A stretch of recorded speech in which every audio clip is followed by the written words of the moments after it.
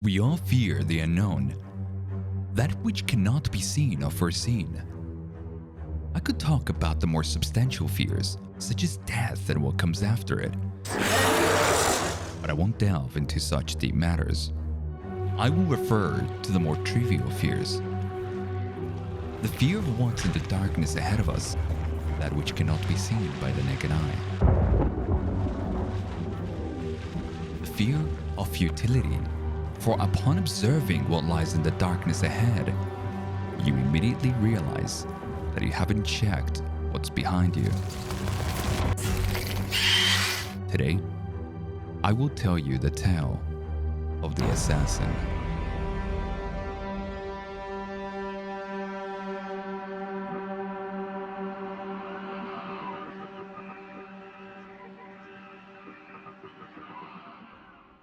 The assassin is an entity, the third existing bounty in Showdown, Louisiana. Unlike the other bounties, the assassin's appearance is closer to a humanoid. It possesses the ability to not only control insects, but to also dissolve into a swarm of insects. The assassin uses this ability to swiftly move around, appearing behind the hunter and striking him down.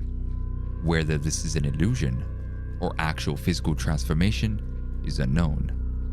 The assassin is also capable of other remarkable feats, one being the ability to split into several manifestations of itself, using them as a distraction to successfully create an opportunity to attack.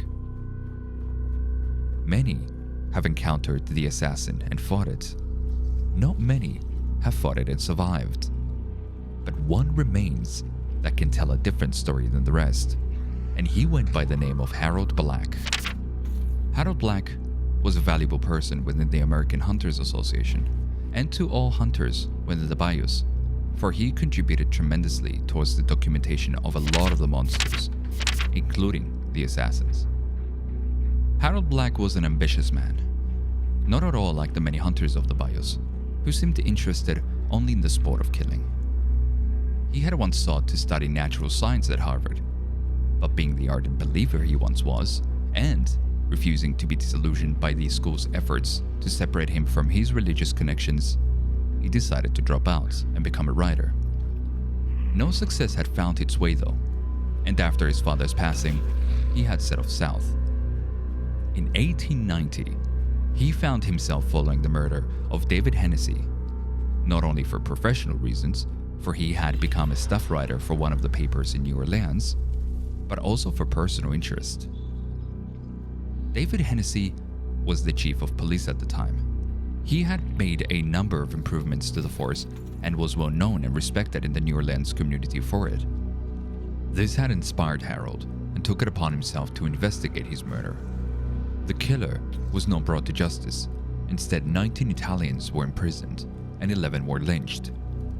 Harold Black was there for the lynching on business, but found the whole ordeal too barbaric to handle and decided to leave. Upon his departure though, he noticed another leaving the scene. Hard to miss really. The man was much taller than the rest of the crowd and agitated. Anyone would have been agitated at the sight of the lynching, but something had struck Harold odd about the man, so he immediately decided to follow him. Wasn't long before Harold was noticed.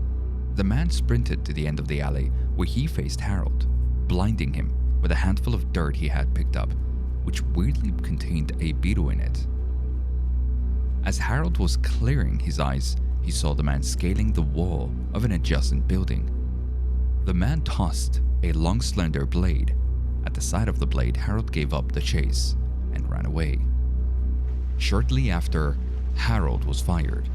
It had come to light that John Wycliffe, his editor, was involved in the lynching of the 11 Italians and didn't approve of Harold's portrayal of the lynching.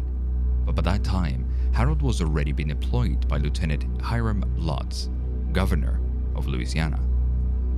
This employment led Harold to excessive drinking and a general stupor. It proved to be too clerical and tiring.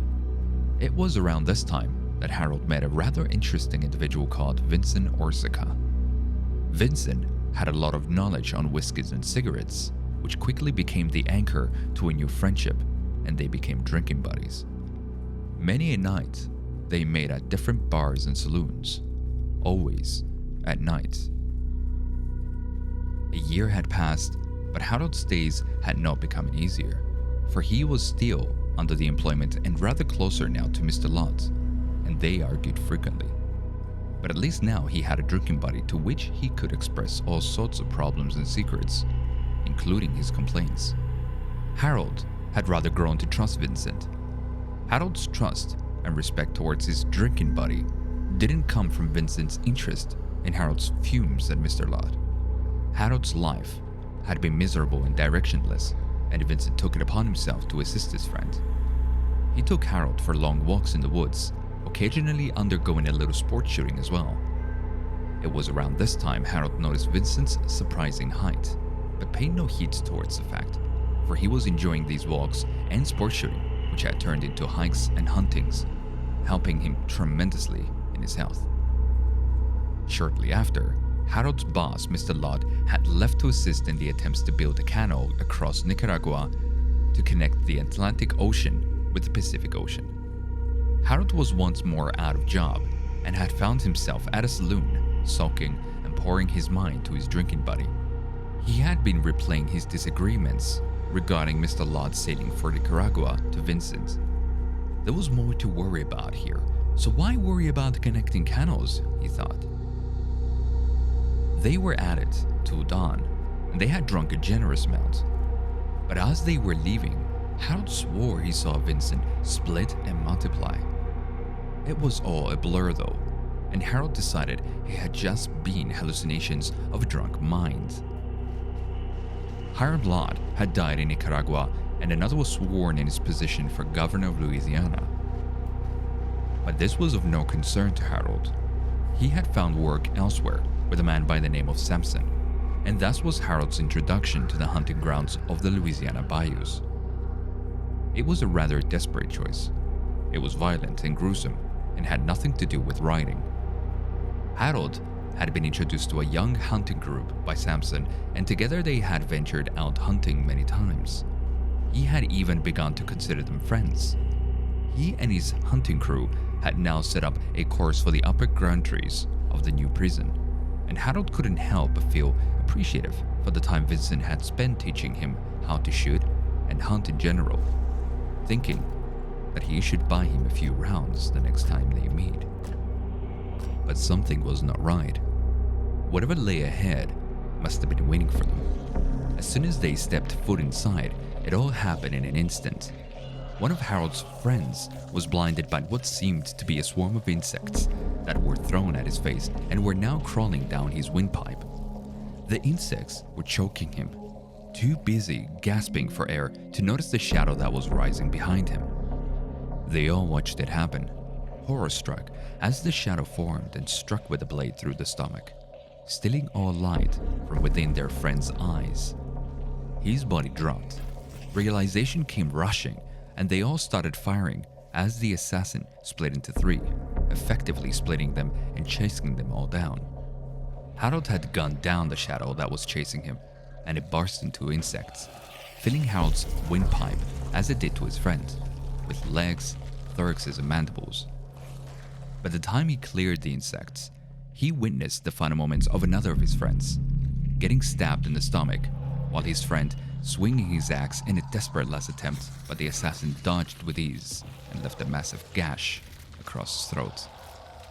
And then, as it all happened, the cold fear of recognition struck Harold. It was one thing to lose your friends to a monster whose nature was undoubtedly to strike fear and destroy those who crossed its path, and another to lose them to someone he so cared for and respected.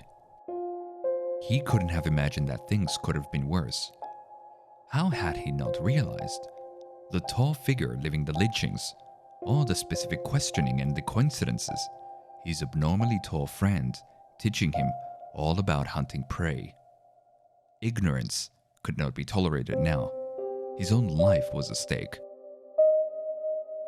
What was staring at him from the void of the monster's face was his drinking buddy, Vincent.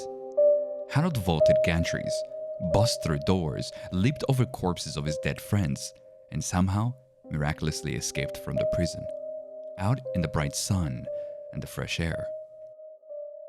Harold's remaining years were spent tracking down the assassin without wasting a single moment. He had gone through everything he had read in the past few years, every memory etched on paper, visited psychologists, chemists, and mystics, anyone who could do anything to help him remember. Remember everything he could of Vincent, no longer his drinking buddy, his friend, but the thing that took so many of his friends' lives. His investigations had led him to another hunter by the name of Glanton, who had seen the assassin. Glanton was dressed in black and bones strung all over his clothes, his face youthful and plain. Apparently he was inhabiting an abandoned church deep in the hunting grounds. It was there he had fought the assassin until morning. The fight was only over after he had blasted a shot from his Romero shotgun straight to its chest, causing it to recoil and flee. The hunter laughingly said he was waiting for it to return to conclude their battle. With all the information collected and ready, he presented it to the American Hunters Association to take on the hunt for the assassin. But instead, he was denied and was not allowed to accompany them on the hunt. He was instead promised the bounty's share for his work on gathering the information and was tasked with a different assignment. He was asked to continue studying the monsters and gather information for them. He had a knack for it, and the American Hunters Association could not afford to lose such a talent. Ashamed, as Harold Black felt, he begrudgingly accepted, and thus his journal was born.